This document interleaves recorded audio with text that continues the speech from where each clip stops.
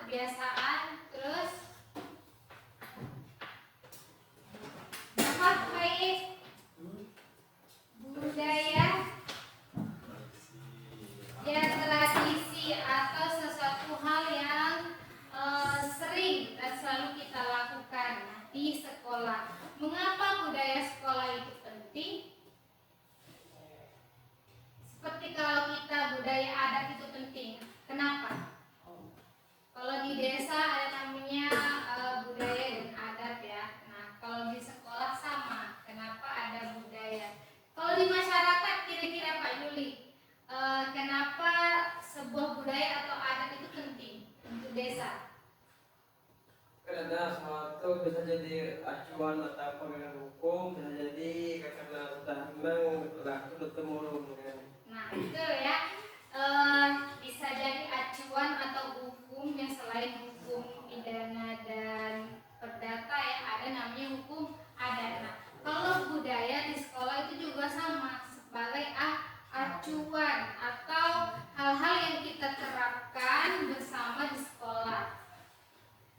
Nah, inilah Bapak Ibu, budaya positif yaitu nilai-nilai keyakinan dan kebiasaan yang ada di sekolah kita yang berpihak pada murid sehingga murid dapat berkembang menjadi pribadi yang kritis, penuh rasa hormat dan tanggung jawab. Adapun budaya positif itu banyak Bapak Ibu. Kita aja memulai dengan pagi, dengan apel pagi, kita suruh anak operasi semut, buang sampah, seperti rohis, itu adalah budaya positif.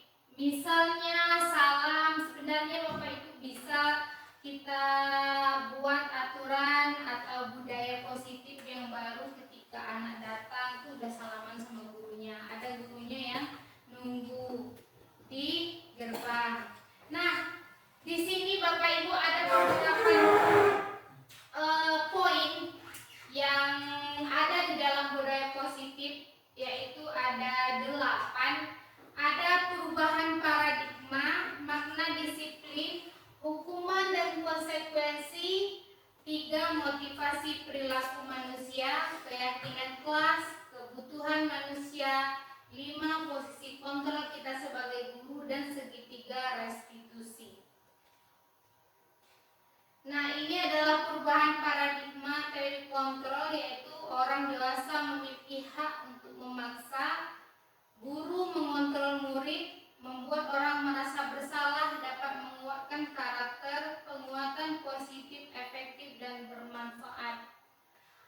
Ini adalah perubahan paradigma teori kontrol. Ada yang stimulus respon, ada yang teori kontrol. Di sini kita bisa lihat Bapak Ibu. Kalau pada stimulus respon, perilaku buruk dilihat sebagai suatu kesalahan, semua orang melihat hal yang sama. Kita mencoba melangkah orang agar berpandangan sama dengan kita. Saya bisa mengontrol orang lain bisa mengontrol kita. Sedangkan teori kontrol itu semua perilaku memiliki tujuan, setiap orang memiliki gambaran yang berbeda. Kita berusaha memahami pandangan orang lain tentang dunia. Anda tidak bisa mengontrol orang lain, hanya Anda yang bisa mengontrol diri kita.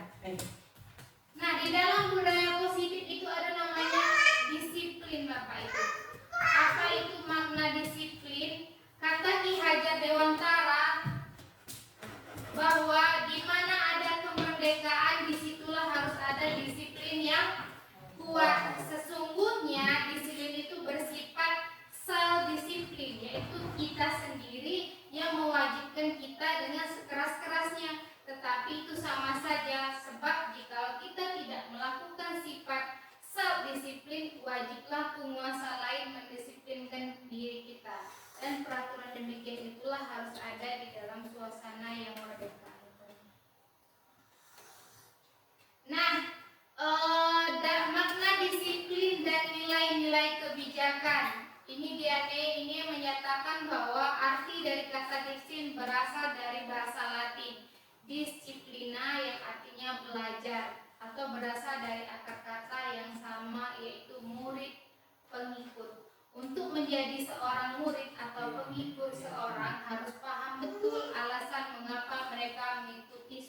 aliran atau ajaran tertentu.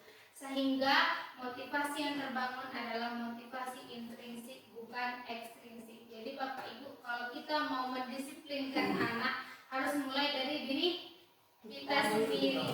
Dan anak itu harus tahu mengapa dia harus disiplin. Semua apapun yang kita buat itu mereka harus tahu alasannya. Kita itu Bapak Ibu banyaknya motivasi ekstrinsik bukan intrinsik. Nanti kita jelaskan dulu apa ekstrinsik dan motivasi intrinsik.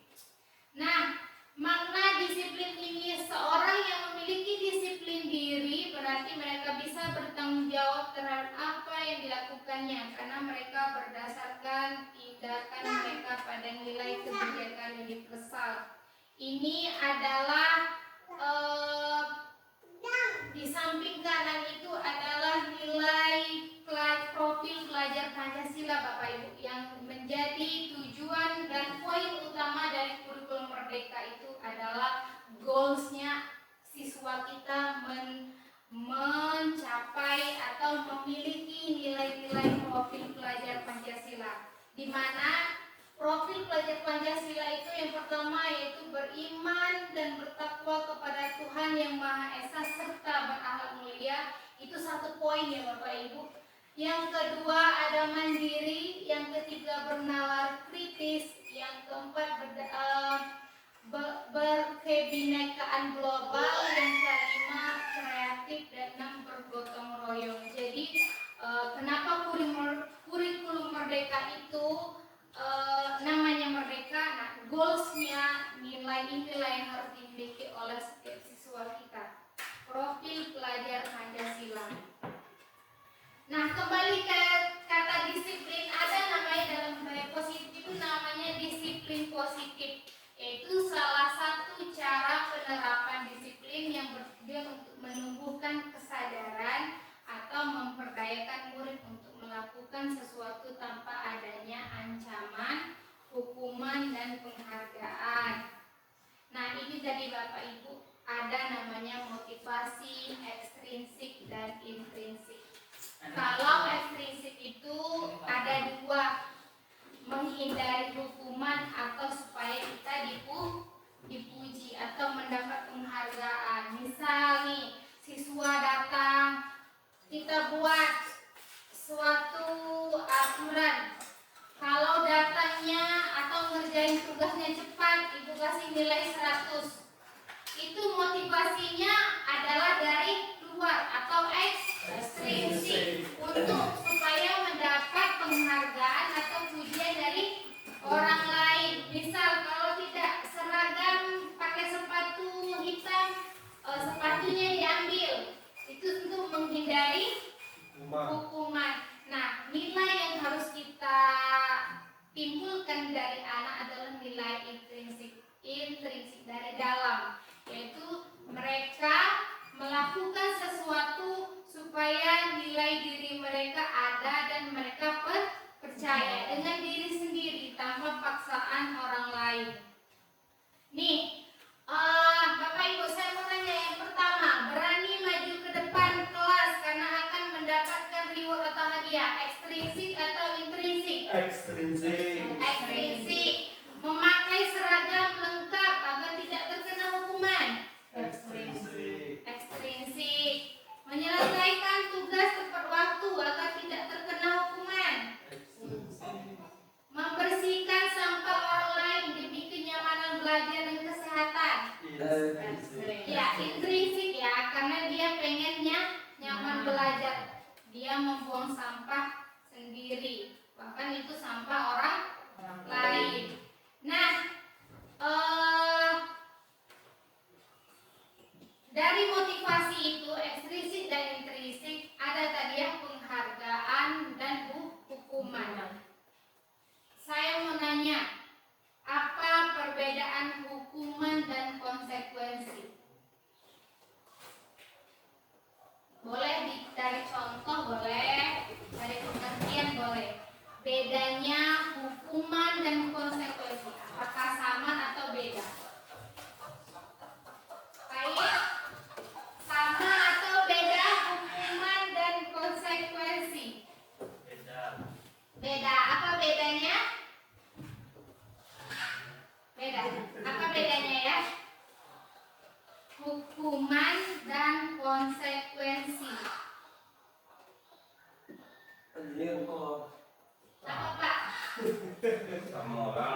Sama, apa samanya? Kalau menurut saya ini berbeda. Nah, Hukuman itu sesuatu aturan sudah ditetapkan. hmm, Konsekuensi itu seseorang yang sudah membuat peraturan harus menepati atau berjanji. Seperti contoh, kita pergi sekolah jam 7.30 harus setiap pagi, itu semua itu sudah konsekuensinya. Kalau hukumannya bagi sampai mangga tidak boleh masuk sekolah. oke, good ya. Jawaban Pak Juli adalah berbeda. Tadi sudah dicontohin, hukuman itu sudah ada ketentuannya, sedangkan konsekuensi itu adalah apa tadi Pak Juli? Konsekuensi sesuatu yang sudah jadi ya. Baik, kita lihat dulu ya. Nah, ini hukuman itu bersifat satu arah, sepihak. Jadi kamu setuju atau tidak, itu hukumannya. Nah, tanpa melalui suatu kesepakatan. Terus hukuman itu bisa diberikan berupa fisik maupun psikis. Bisa kalau kita nggak hukum tapi kita ngomong, alah kamu itu sudah psikis ya, menghukum secara nilai atau non verbal. Nah, ada konsekuensi sudah disepakati murid tidak nyaman untuk jangka waktu pendek berdasarkan suatu data yang umum dapat diukur. Nanti restitusi saya ini saya jelasin dulu restitusi sedikit ya Bapak Ibu. Bukan, tadi restitusi itu adalah proses untuk menebus kesalahan, bukan untuk menebus kesalahan, namun untuk belajar dari kesalahan, memperbaiki hubungan, tawaran bukan paksaan, menuntut untuk melihat ke dalam diri, fokus pada solusi. Ini adalah hukuman atau konsekuensi. Mencatat 100 kali di dalam buku kalimat. Saya tidak akan terlalu lagi. Apakah Bapak Ibu pernah seperti itu dengan murid? Menghukum, catat nih. Saya tidak terlalu lagi satu buku. Pernah? Enggak. Kalau mencatat tidak, tapi kalau misalkan di depan kelas saya tidak mengulangi lagi. Murid diminta push up 15 kali. Pernah Pak Iyit?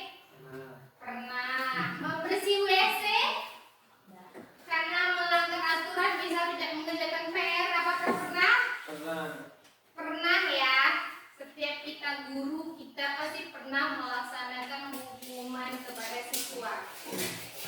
Nah, kenapa hukuman itu tidak baik?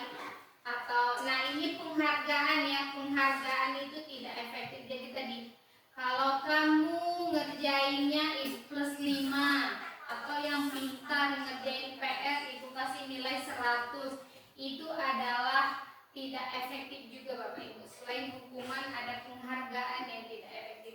Jadi siswa yang lain itu juga palingan dia lagi. Nah, yang paling baik itu adalah misal dalam kelas ada satu orang yang pintar, udah kita kasih hadiah, besoknya lagi cari dia bagian kelebihannya. Misalnya anak paling rapi duduknya, dikasih hadiah.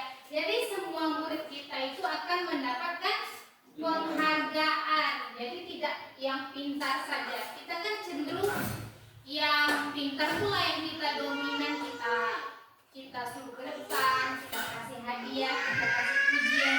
Sedangkan yang nakal tetap kita cap nakal. Sedangkan mungkin di bagian yang lain mungkin dia pikir tepat waktu, atau dia hobinya berkelompok atau mengatur temannya. Nah, semua dari hal yang tadi dijelaskan bahwa ujungnya itu adalah sebagai guru, sebagai wali kelas, kita harus bisa membuat keyakinan kelas Bapak Ibu. Keyakinan kelas itu beda dengan peraturan. Kalau peraturan hanya Bapak Ibu saja yang memberikan. Kalian kalau tidak mengerjakan PR, denda 5.000, lari 10.000.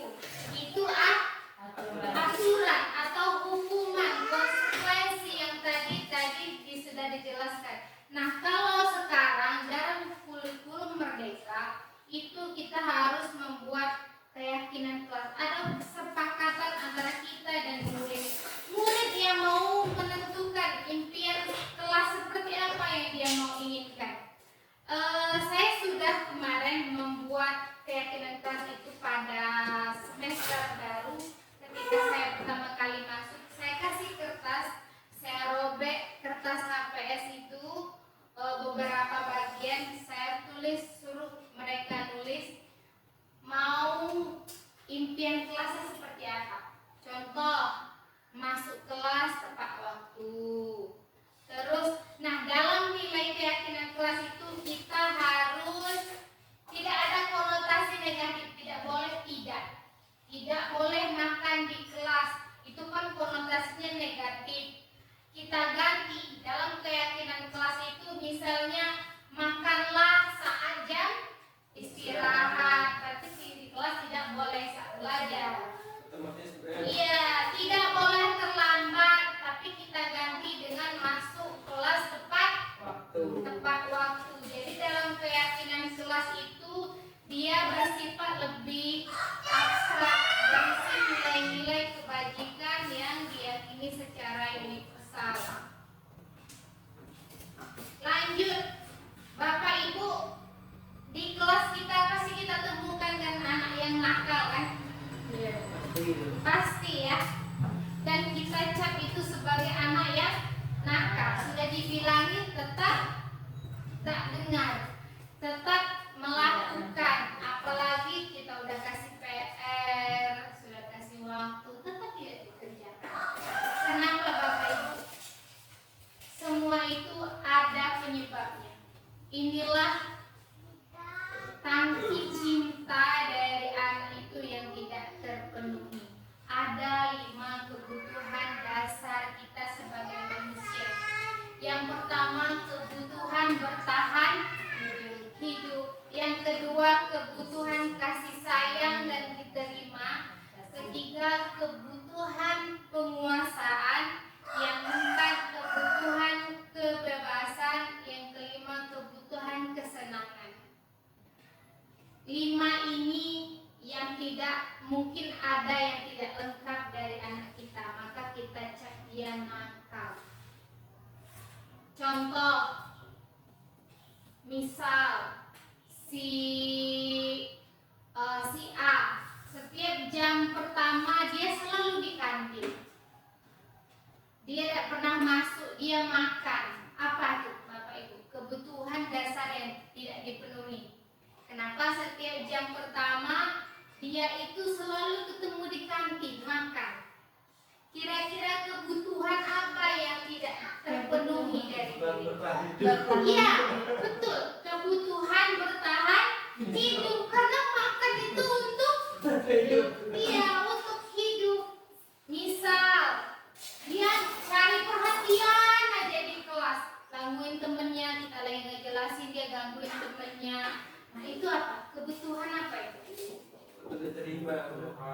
Iya, kebutuhan kasih sayang dan rasa diterima. Mungkin dia di rumah tidak diperhatikan orang tuanya. Jadi dia pengen perhatian kita sebagai guru. Dengan cara apa? Dengan cara musilin temennya. Jadi tidak ada anak yang nakal, Bapak Ibu. Itu juga yang saya terapkan, yang kita tanamkan sama-sama. Tidak ada anak yang nakal, tidak ada anak yang bermasalah. Semua anak itu suci dan kodratnya itu memang belajar. Tapi karena ada 5 kebutuhan ini yang dia tidak sempurna, mungkin di rumahnya atau kita sebagai guru kurang peka,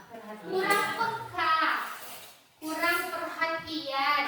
Kita cap dia ribut, kamu keluar. Ibu lagi menjelaskan, tapi sebenarnya di dalam rumah mungkin dia tidak diperhatikan. Jadi saat ini kalau ada anak nakal, pikir dulu, jangan marah. Oh mungkin dia kurang kasih sayang, butuh kasih sayang gurunya mungkin. Nih, coba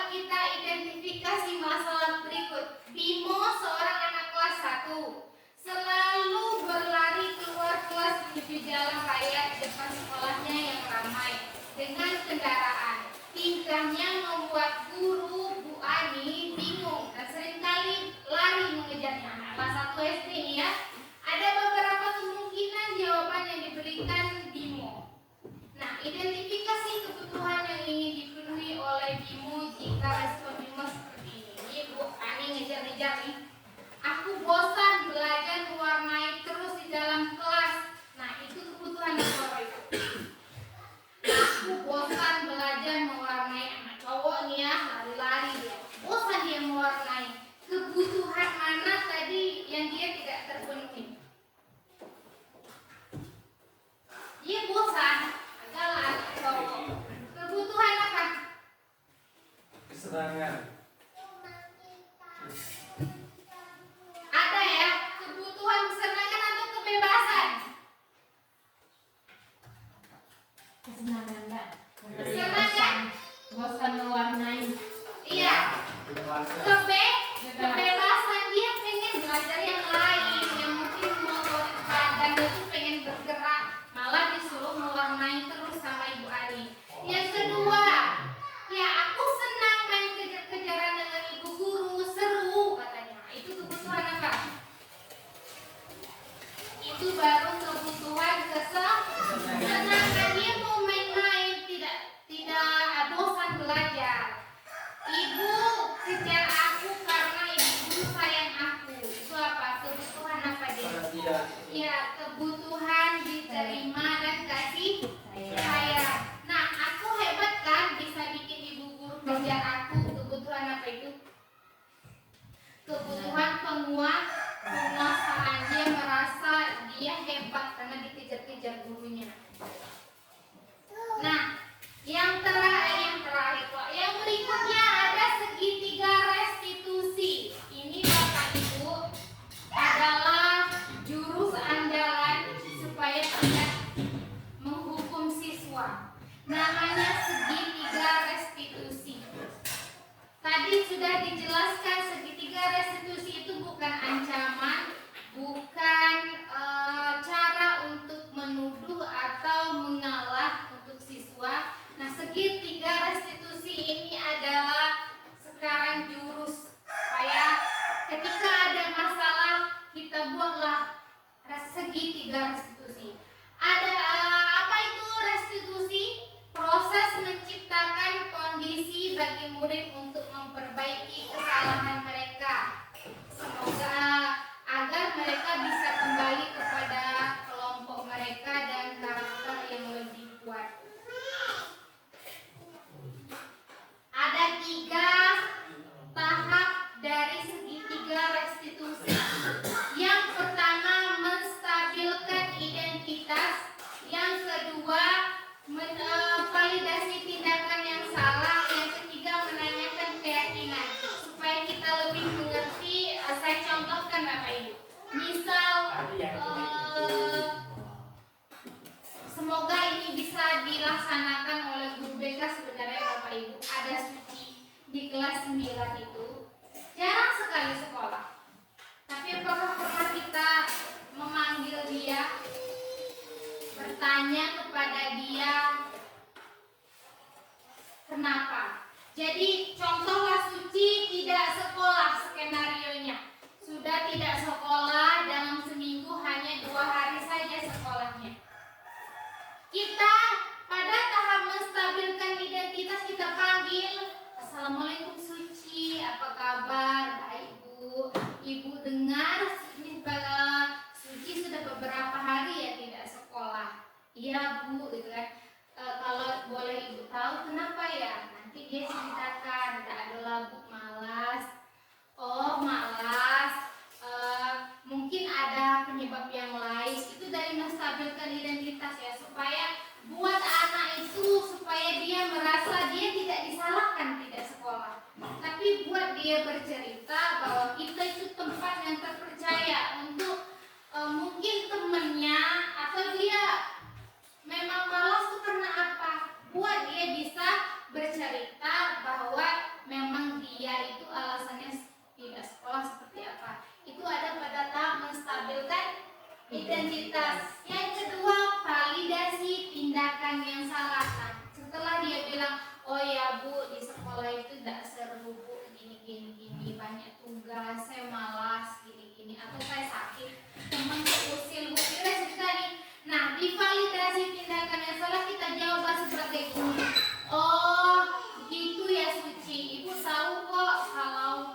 kita itu memang ada fase malasnya. Ibu dulu sekolah juga begitu. Kayak seakan-akan kita menyetujui kalau normal loh dia malas sekolah, tapi nah kita bawa ke dia, tapi apakah tidak sekolah itu bisa merugikan diri sendiri apa tidak? Dia pasti bilang iya merugikan. Nah itu bahwa kita buat dia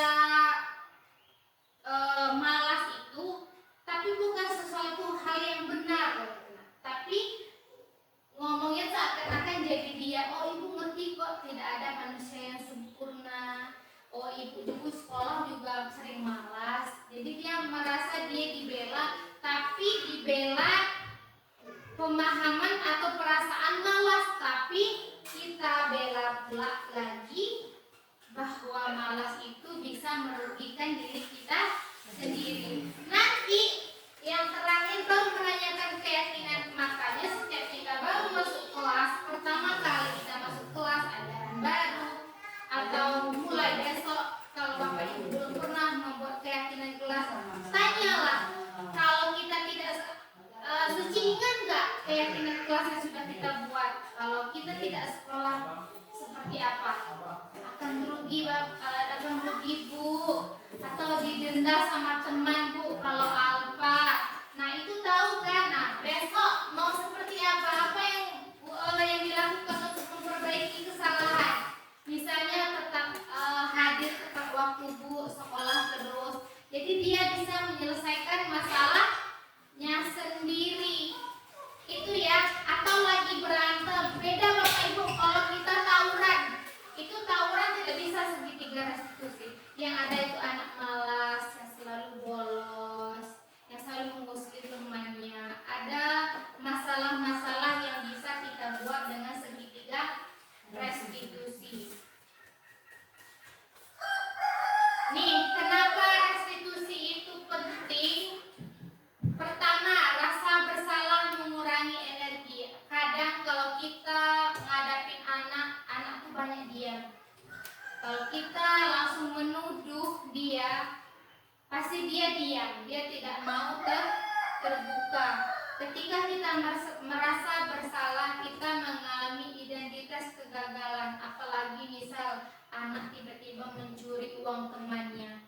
Kalau kita langsung tuduh, kamu ini maling, pasti dia merasa diri dia tidak berharga lagi. Padahal sebenarnya ada cara untuk memvalidasi kesalahan dia dengan kita segitiga restitusi tadi.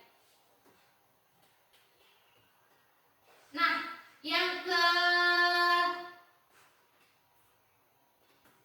terakhir ibu, bapak ibu ada 5 posisi kontrol.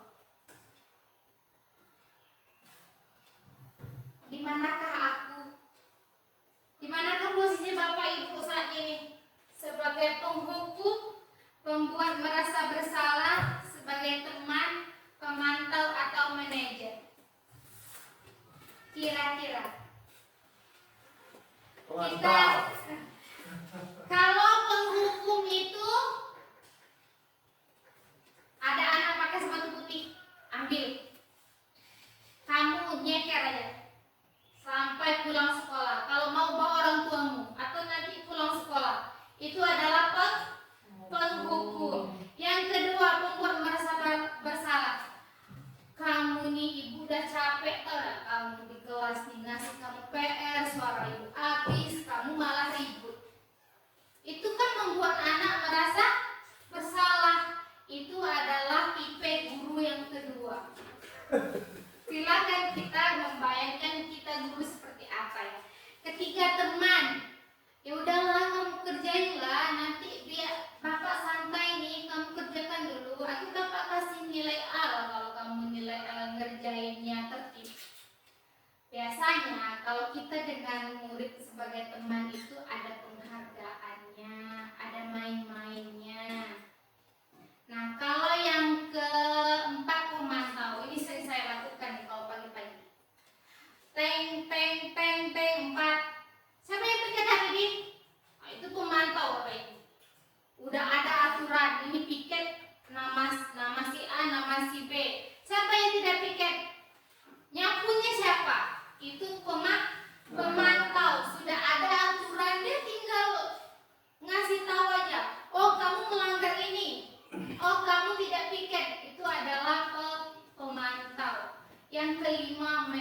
manajer. Nah, posisi kelima inilah yang harus kita idam-idamkan. Yang harus menjadi ideal adalah manajer.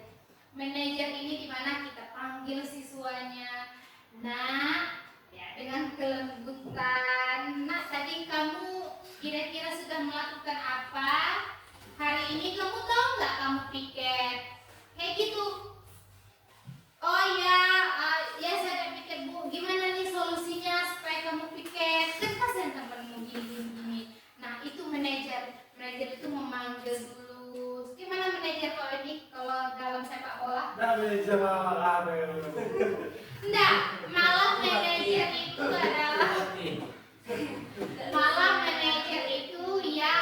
yang mengatur. Nanti kita lihat ya. Ini contoh kasusnya.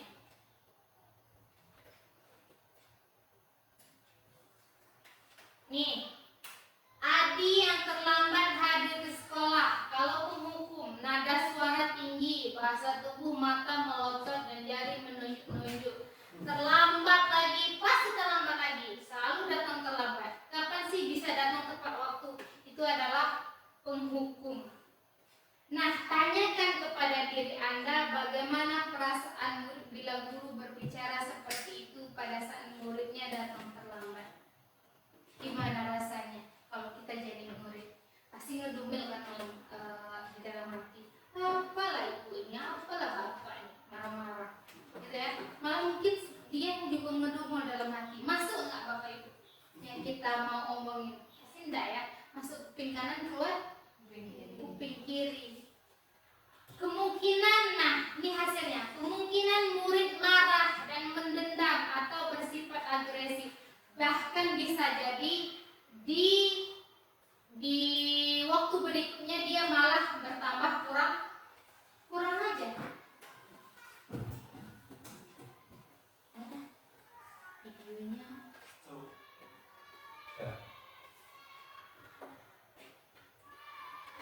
Video.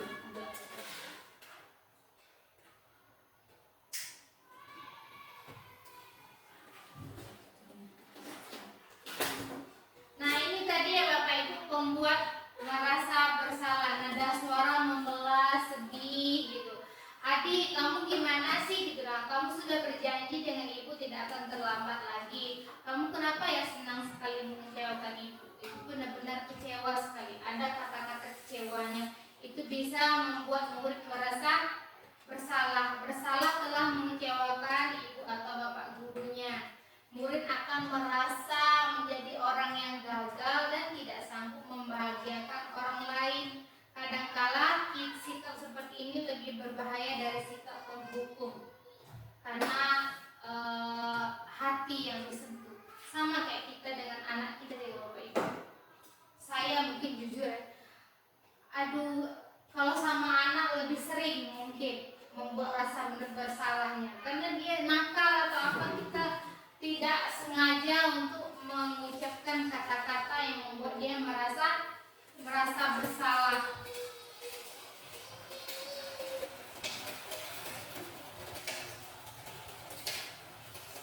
Nah ini tadi posisi teman. Adi, ayolah, bagaimana sih kamu? Kemarin kamu sudah janji ke bapak, bukan? Kenapa terlambat lagi? Sambil ketawa, senyum-senyum gitu. Anak jadinya sudah tidak apa-apa, duduk dulu sana, nanti Pak Guru bantu kamu ini. Sambil senyum. Murid akan merasa senang dan akrab dengan guru. Ini termasuk dampak yang positif. Hanya saja sisi negatifnya, murid akan menjadi tergantung pada guru tersebut. Misal ini Bapak Ibu, teman ini bisa kita aplikasikan dengan anak SD. Kelas rendah itu kan kalau dimarahin nggak ngerti. 2 menit kita marah, habis itu wah lagi kelas. Kalau anak SMP kita bisa lebih ke manajer. Kalau misalnya teman ini di posisi kita mengajar kelas rendah 3, kelas 2, kelas 1.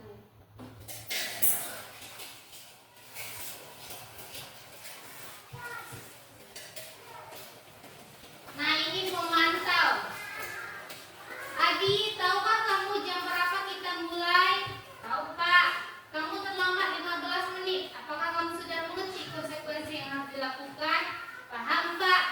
saya sering Bapak Ibu, pagi-pagi pulang piket kantor tuh saya suka sering sebagai pemantau. Kalau anak terlambat di kelas juga, sudah jam berapa ini? Kan nggak hujan, jalan bagus, itu kan. Nah itu adalah pemantau. Nah ini tadi Bapak Ibu, posisi yang paling ideal kita sebagai seorang guru adalah manajer. Bahasa tubuh tidak kaku, mendekat ke murid, suaranya juga pelan. Adi, apakah kamu mengetahui jam berapa sekolah dimulai? Jam 7, tahu Pak, jam 7. Ya, jadi kamu terlambat. Kira-kira bagaimana kamu akan memperbaiki masalah ini? Nah, itu anak mengasih solusi. Saya bisa menanyakan teman saya Pak untuk mengerjakan tugas yang tertinggal. Baik, itu bisa dilakukan. Apakah besok akan ada masalah untuk kamu agar bisa hadir tepat waktu? Tidak Pak, saya bisa hadir tepat waktu. Baik, saya hargai usaha. Ada pujian, ada pertanyaan, ada mengajak solusi. Mencari solusi bersama itulah poin dari manajer. Kalau kita kan kamu terlambat, ya udah besok nggak usah terlambat lagi. Ya Bu, pergilah. Selamat pagi, Bro. Iya, kita nggak pernah mendengar dari sisi murid itu seperti apa, dan kita tidak mau mencari solusi bersama. Sedangkan posisi manajer itu kita cari solusinya bersama.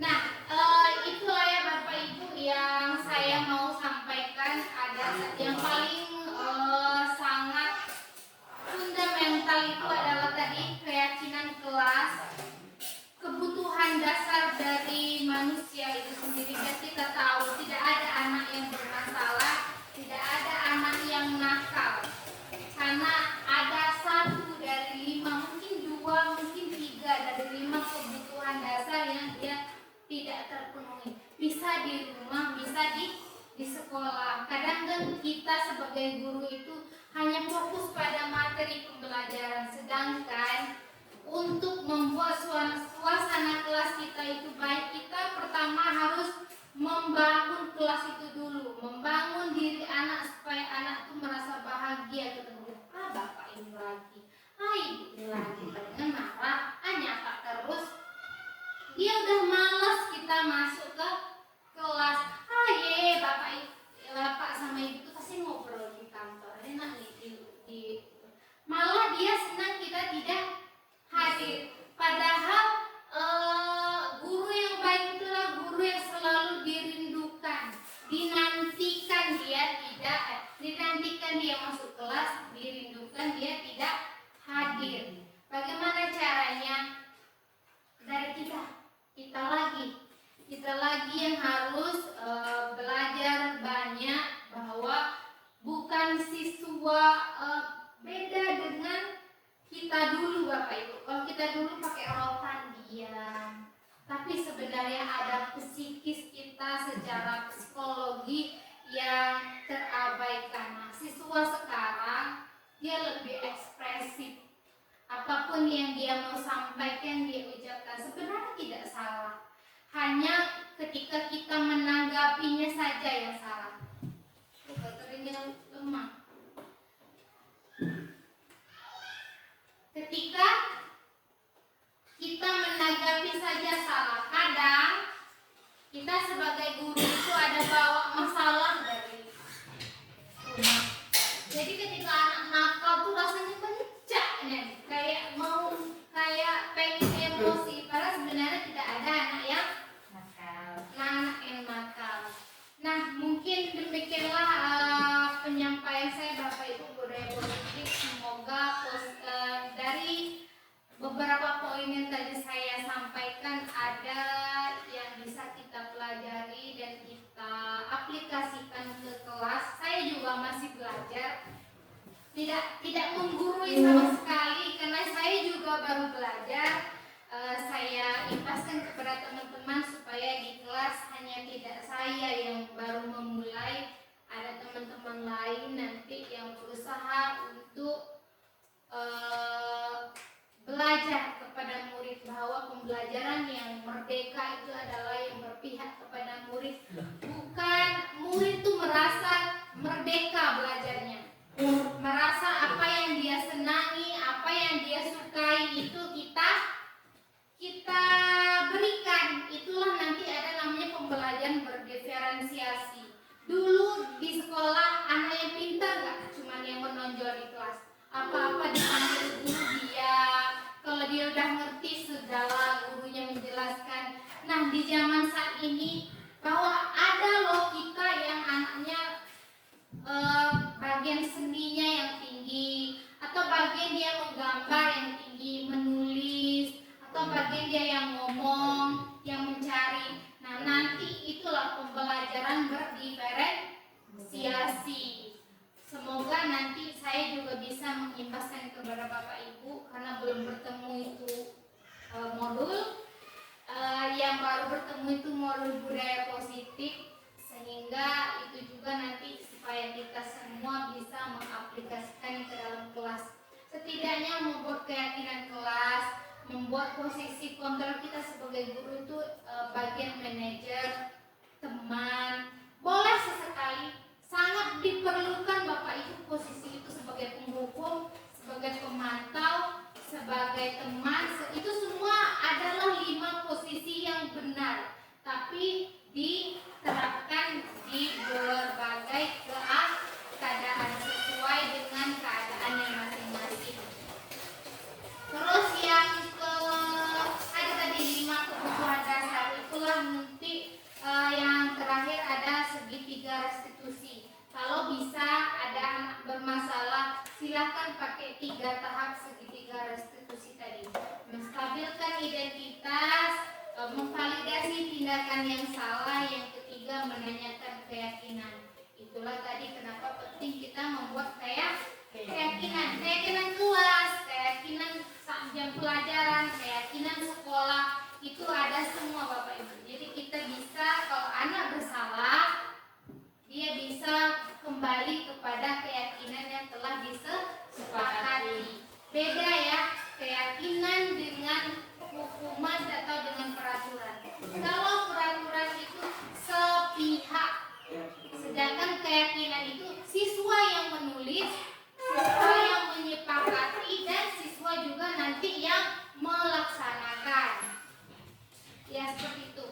Sebelum saya mengakhiri, saya membuka sesi pertanyaan. Kalau Ibu mau bertanya atau ada masalah di kelas, boleh nanti kita sharing. Saya juga tidak tahu nanti kalau ada teman-teman yang lain atau kepala sekolah juga mengetahuinya, boleh nanti sama-sama menjawab. Silakan Bapak Ibu.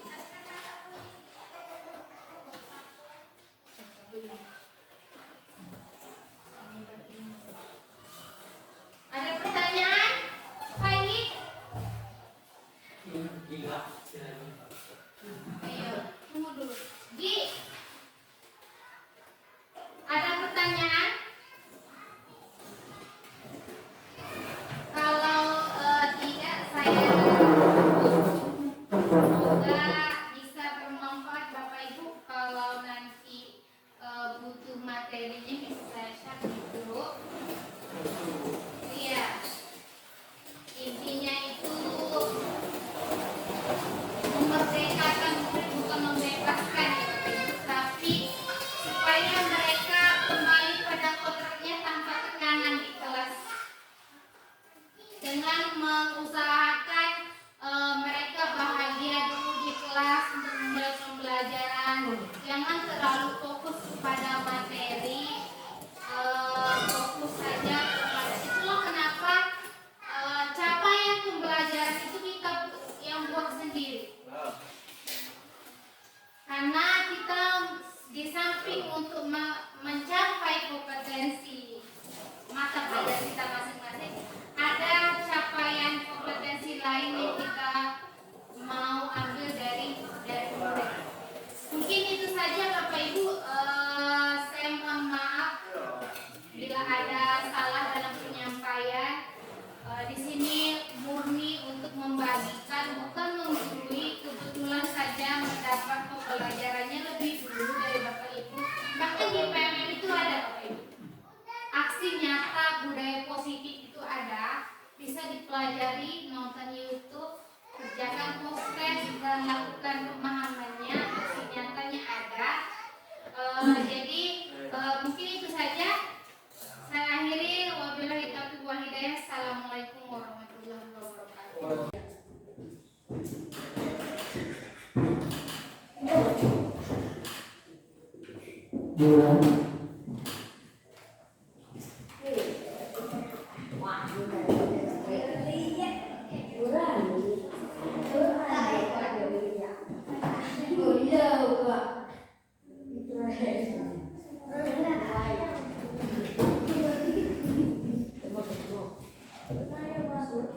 Sudah semua? Jangan-jangan terbalik tulisan itu. Oh iya, ada terbalik. Artinya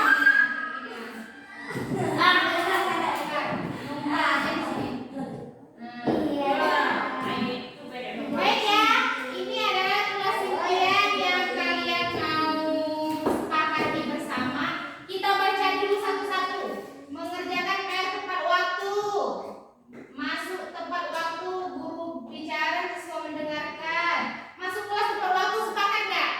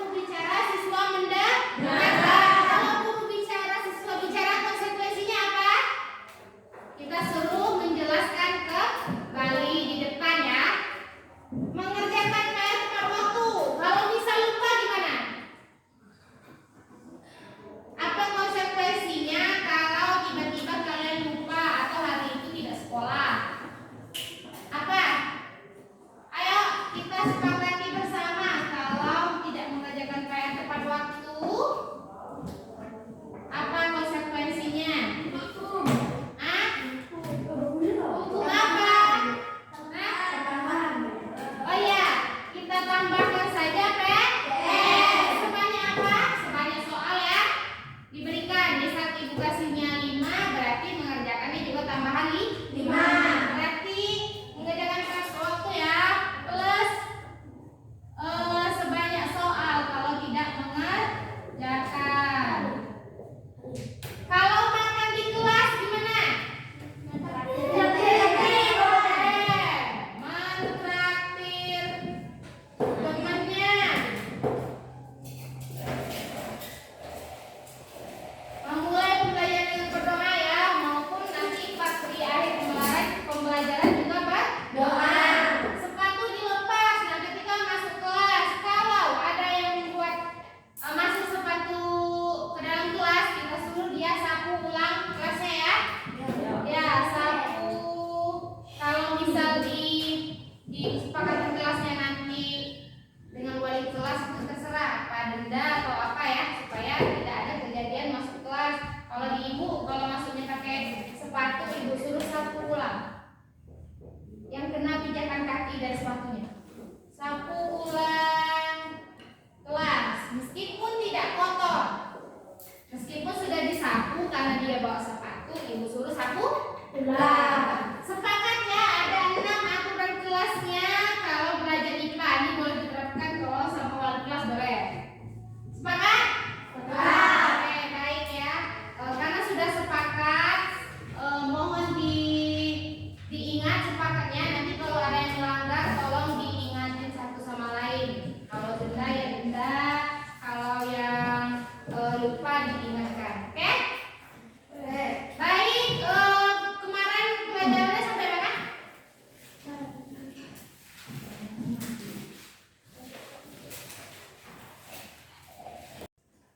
Assalamualaikum Bu. Waalaikumsalam. Silakan duduk, Sipa. Apa kabarnya hari ini, Sipa? Baik Bu. Ya, baik ya, Sipa. Alasan Ibu Sakta manggil Sipa hari ini ke sini adalah karena kemarin Sipa bolos di jam pelajaran IPA. Nah, terus kalau boleh tahu kenapa ya Sipa bolos? Soalnya setahu Ibu Sipa tuh rajin dan nggak pernah lagi bolos tak jam pelajarannya kan bolos. Izin saja tidak pernah selama Sipa sekolah di sini. Boleh Ibu tahu Sipa? Sebelumnya saya minta maaf Bu. Tadi waktu jam mata pelajaran IPA saya izin ke toilet. Namun setelah ke toilet saya pergi ke perpustakaan. Saya memutuskan tidak kembali ke kelas karena belum mengerjakan tugas membuat PR IPA Bu. Tidak apa-apa sih Pak. Kalau kamu buat kesalahan seperti itu, tentu saja kamu punya alasan. Gak mungkin dong kamu tiba-tiba bolos. Nah, kalau boleh tahu, Ibu alasannya kenapa ya kamu lupa mengerjakan PR-nya sih Pak? 5 hari yang lalu ayah saya dibawa ke rumah sakit Bu. Saya menjaga ayah bersama ibu saya. Setiap pagi saya pulang ke rumah dan langsung berangkat ke sekolah karena ibu saya harus segera menjaga ayah saya lagi. Jadi saya tidak ada waktu untuk mengerjakan tugas. Ibu turut prihatin ya atas masalah yang menimpa kamu Siva. Baiklah yang sekeluarga, baiklah Siva, Ibu tidak akan menyalahkan kamu karena juga Ibu pernah dulu waktu sekolah juga seperti itu dan kamu seperti itu kan karena lagi ada masalah. Namun tidak akan membolos ke perpustakaan itu tentu saja tidak benar. Nah di sini Ibu ingin mencari penyelesaian bersama, berpikir bersama-sama sama Siva apa yang bisa dilakukan untuk memperbaiki situasi ini. Bukankah kamu sekolah untuk belajar untuk masa depan kan? Nah, jika kamu membolos tentu akan merugikan diri kita kan? Nah, benar tidak sih Pak? Benar Bu. Nah, baik. Jadi menurut Siva, apakah yang Siva lakukan tadi sudah sesuai dengan keyakinan kelas yang sudah kita sepakati kemarin? Tidak sesuai Bu, karena saya tidak bertanggung jawab terhadap tugas saya. Saya tidak memaksimalkan batas akhir tugas dengan baik. Ya. Nah, Siva sudah menyadari kesalahannya. Jadi apakah Siva bersedia memperbaikinya sekarang? Ya Bu, saya bersedia memperbaiki kesalahan yang telah saya perbuat. Wah, Ibu sangat senang sekali mendengarnya. Nah, mari kita mengindahkan keyakinan kelas yang sudah kita buat tadi ya. Kemarin ya bersama-sama apa keyakinannya itu? Yaitu mengerjakan tugas sesuai dengan batas waktu yang telah diberikan atau ditentukan. Nah, apa yang akan Siva lakukan untuk memperbaiki kesalahan yang telah Siva perbuat? Saya akan meminta maaf pada Bu Sakta selaku guru pengampu mata pelajaran kita dan berjanji tidak akan mengulanginya lagi. Tak hanya itu saja, saya akan segera mengerjakan tugas membuat ketika yang telah diberikan sejak seminggu yang lalu. Insya Allah kedepannya saya tidak akan menunda-nunda untuk mengerjakan tugas lagi, Bu. Alhamdulillah, terima kasih ya Nak, karena kamu mau belajar dari kesalahan. Ibu juga berdoa semoga ayah kamu segera sembuh dan kamu menjadi anak yang sukses. Amin. Amin. Terima kasih doa baiknya, Bu. Ya, sekarang Siva boleh kembali ke kelas dan belajar seperti dengan teman-temannya. Baik, Bu. Assalamualaikum. Waalaikumsalam. Ya, silakan ke kelasnya. Assalamualaikum Bu. Waalaikumsalam. Silakan duduk Dori. Apa kabarnya hari ini Dori? Baik Bu. Oke, Dori Ibu panggil sini tahu nggak alasannya kenapa? Kemarin waktu ujian saya mencetek Bu. Oh gitu. Nah coba kalau Ibu boleh tahu ceritakan kronologinya Dori. Kemarin waktu ujian saya membawa catatan kecil ke dalam kelas dan diketahui oleh pengawas. Oh begitu. Ibu yakin tidak ada siswa yang sempurna ya Dori ya. Pasti kita pernah melakukan kesalahan ya. Dan Ibu sangat berterima kasih kamu sudah mengakui kesalahan yang sudah kamu lakukan. Saya minta maaf. Baik, kalau Ibu boleh tahu apa alasannya Dori kamu sampai mencontek saat pelajaran ujian IPA? Karena pelajarannya begitu sulit, jadi saya memutuskan untuk membawa catatan kecil. Kami minta maaf Bu. Ya baik. Nah menurut Dori kegiatan mencontek itu benar atau salah? Salah Bu, saya tidak jujur dalam mengerjakan penilaian akhir semester. Nah untuk kedepannya apa yang mau kamu lakukan saat ujian berlangsung supaya kejadian kemarin tidak terulang lagi Dori? Saya akan belajar lebih tekun Bu dan bertanya kepada guru maper apabila saya belum paham tentang materi pembelajaran. Bagus. Ibu dan bapak guru yang lainnya juga pasti akan senang hati membantu kalian. Terima kasih Bu. Ya sudah, kamu boleh ke kelas ya untuk belajar lagi. Baik Bu, Assalamualaikum. Waalaikumsalam.